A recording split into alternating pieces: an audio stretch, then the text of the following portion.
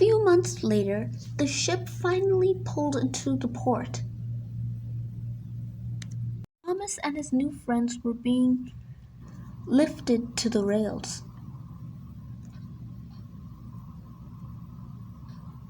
Thomas still felt a little depressed about what happened to his friend. "I feel so sad," he said. "Don't worry, little tank engine," said Jerry, the red engine. This is why I said not to save anyone, because then you'll have to deal with the heartbreaking pain of them leaving you. I guess you're right, but you have a better heart than me, little tank engine. That is true heroism. Thanks, Jerry. Soon, Jerry's friends from the other railway were soon hoisted. "I can't believe we actually made it off of that cursed railway," said the engines, excited. They felt so excited it felt like their boiler was going to burst. Then the engines looked around. They didn't know which railway this was. "Where are we?" said Jerry. "I don't know," said Thomas. "This looks like a strange seaside coast railway-like thing." I say we explore our route before we start making any decisions." "Good idea, Jerry." Then suddenly they heard a giant buzzing, a familiar buzzing noise, coming from around them. "Oh no, it's them!" called out Jerry. The engines gasped. Oh no, what do we do? What do we do, Jerry?" "Simple. We'll just do what my driver did to his girlfriend on his wedding day."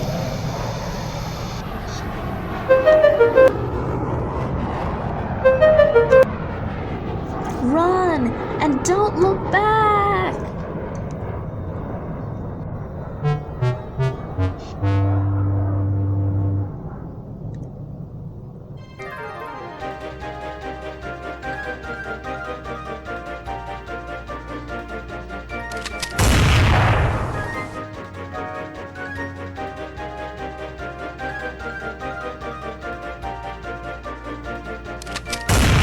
The engines ran as fast as they could to escape the explosions.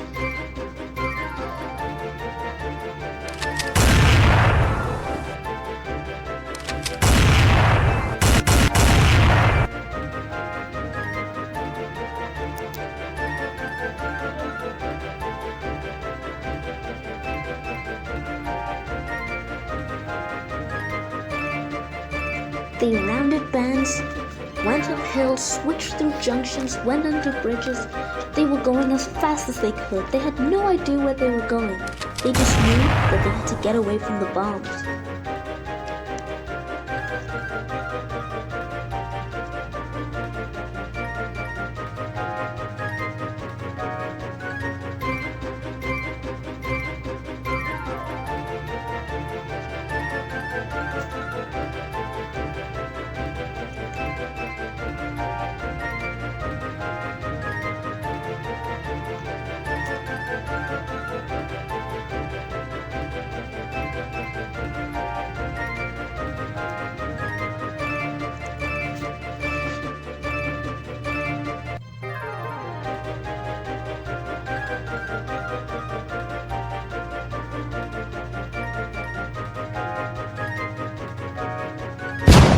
The engines were so frightened they raced straight up the hill without stopping.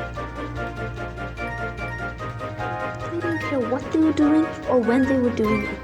They just wanted to get away from the bombs. "Hurry, hurry, hurry!" Come on. Once the engine stopped. The exploding stopped. The engines looked sadly and saw the destruction that they caused.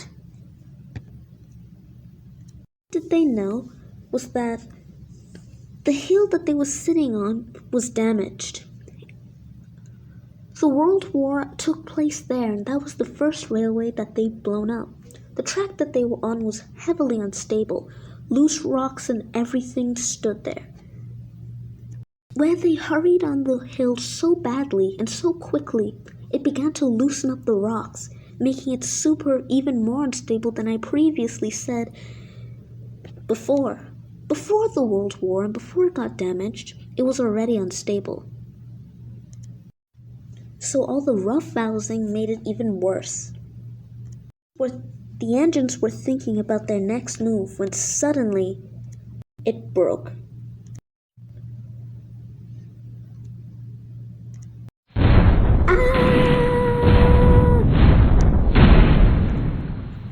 The ballast broke. Now the engines were all stuck on a tight rope. "Help! Help!" they screamed. Okay, nobody move.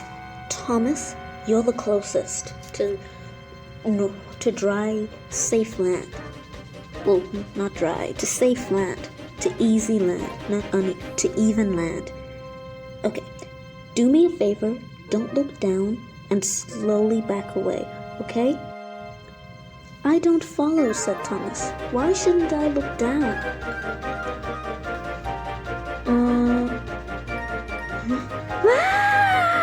We'll never make it out alive! We're all gonna die! Thomas, pull yourself together. Go back. Please, go back.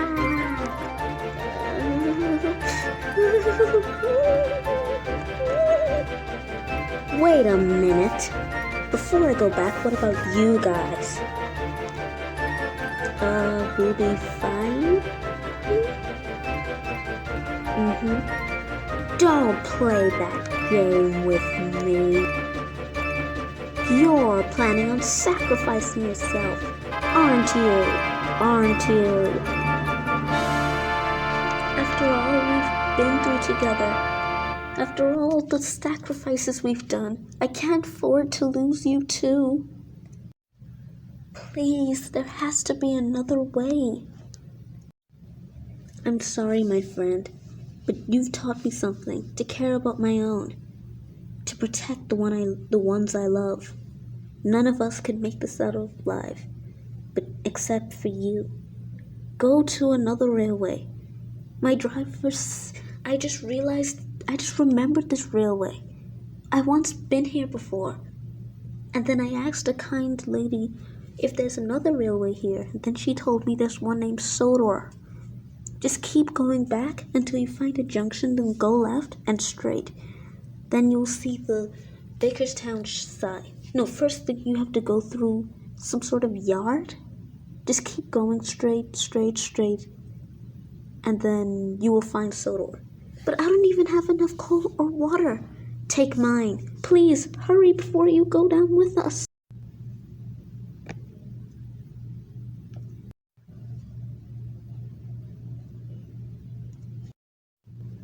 Okay, but you have to promise me one thing. You will at least try to make it off this thing. I will. Now go, quickly before it's too late. Thomas was uncoupled.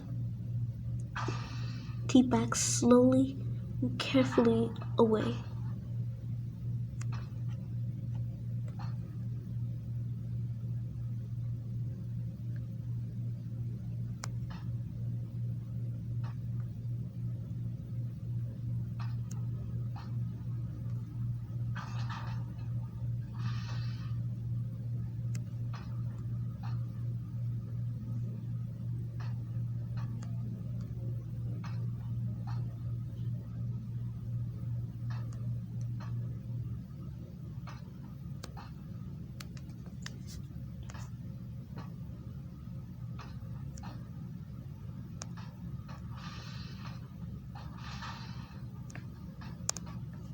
Thomas made it.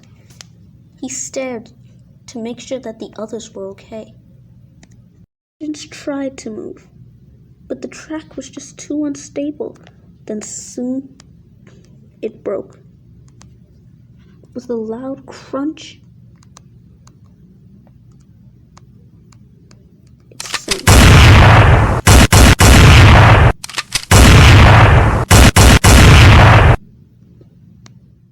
Ooh! yelled the engines. Thomas, who moved onto the other track, didn't see what happened until he did.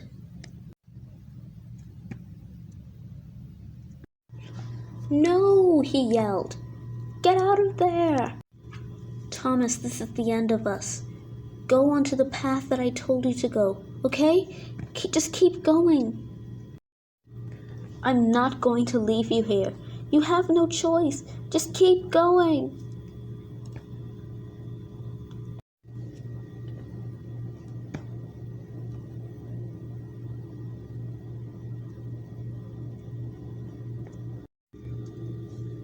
And then another bomb went off.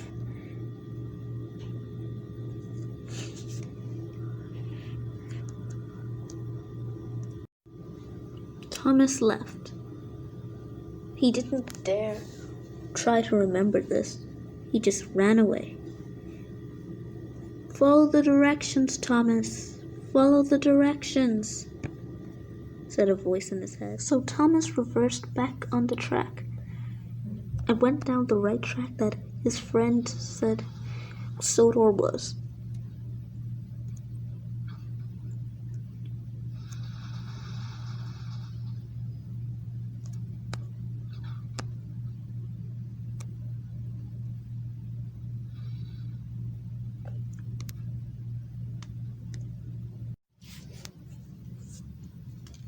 Thomas was traveling so long, he was beginning to get tired. Up ahead, he saw a station. Thank goodness, he said, and there were people on the platform. Little did he know the World War was over.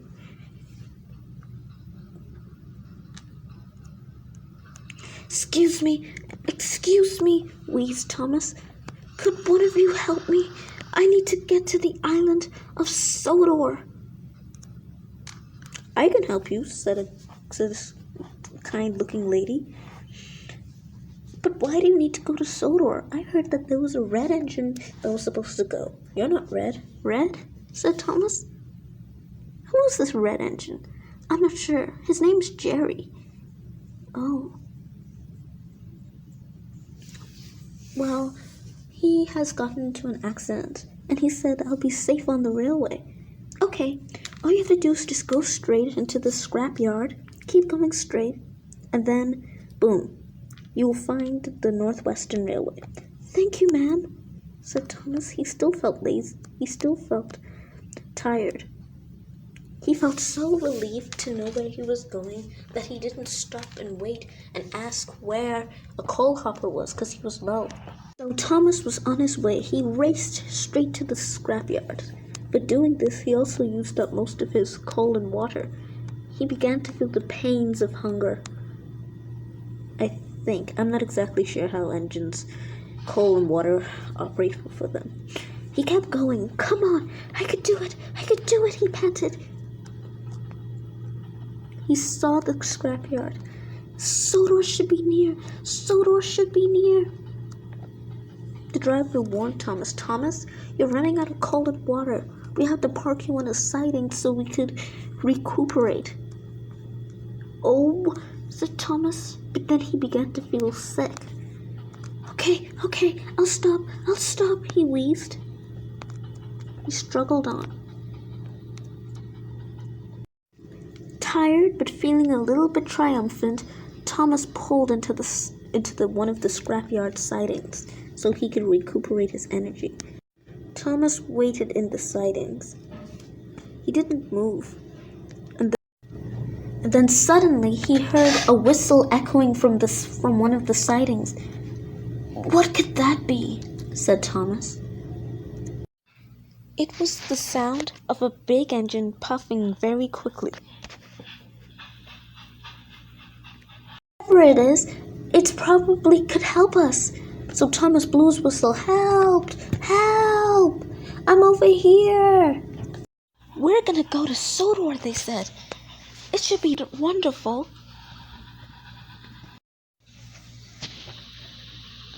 They ran straight by the siding where Thomas was calling them. But because they were so excited and his voice was so small, they couldn't hear him. the engines raced through the junction.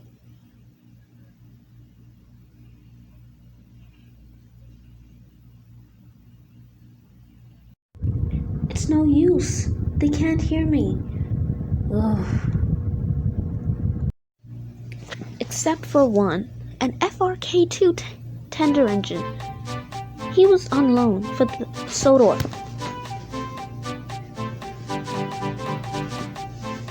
I never liked these big engines, he grumbled. They're always leaving smaller engines behind. It's disgraceful. Oh, great! There's another engine! Help! Over here! Over here! Do you hear something, driver? Yes, it sounds like a little tank engine trying to call for us. Okay, is anybody else here? Yes, I'm right here. Please help me. I'm out of coal and water. Can you help me, please? Certainly. Which sidings are you in exactly? Oh, I'm by this disgusting looking wall. Please hurry. Certainly, little tank engine, I'll help you.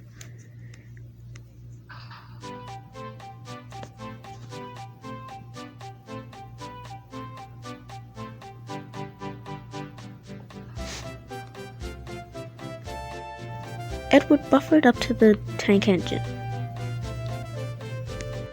Sure took you long enough, chortled Thomas. Oh, exclaimed Edward, you're cheeky, aren't you? I like you. What's your name? I'm Thomas. Who are you? I'm Edward. Where are you from, Edward? I'm from the Furnace Railway. Well, I'm from the LSPR. And there was a rousing welcome for Edward and Thomas when they pulled into the sheds. A surprise was waiting for Edward. Winston? Is that you, old friend? Yes, Edward, it's me.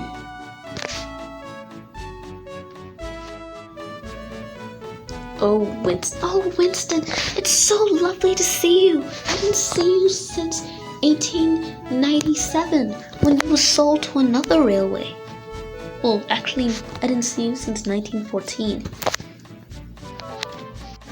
I was sent to this railway to help build it. And I go by Eagle now. Eagle? How come? Because, said one of the box tank engines, he is the first engine to arrive to be a tender engine, and no one has ever seen an engine pull the express or any passenger train so quickly before. It's like he's soaring down the line. So we nicknamed him Eagle. Well, said Eagle bashfully. More engines will be built and more will be faster than me. So I guess it's nice to know that I will be one of those engines that goes pretty fast. Thomas then shyly pulled up. Hello, my name's Thomas, he said. Why, it's a pleasure to meet you, Thomas, said Eagle kindly. But you don't look like the report of the tank engine that will be our new station pilot. I found him on an old siding. He was heading for Sodor already, so that's probably him.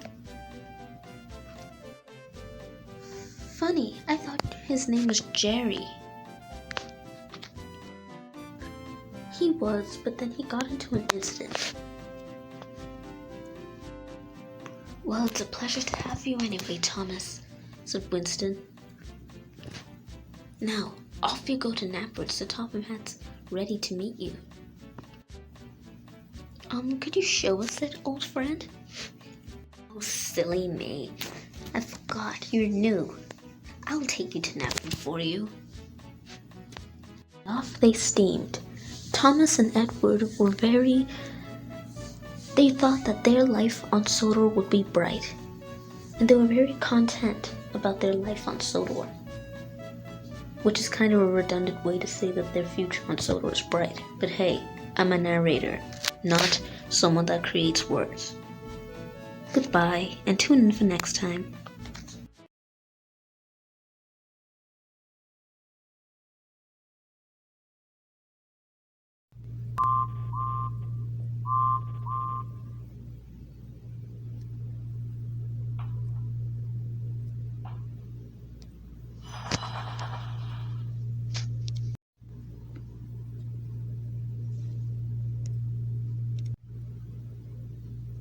Good job.